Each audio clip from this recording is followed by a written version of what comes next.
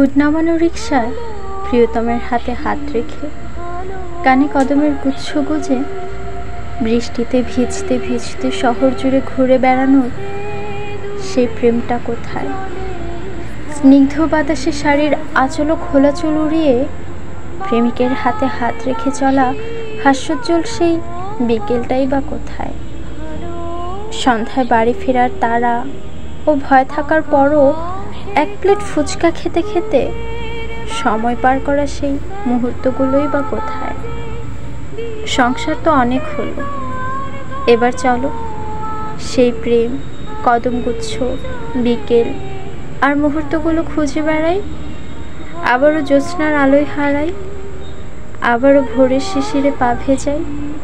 খুঁজবে, হারাবে, ভেজাবে।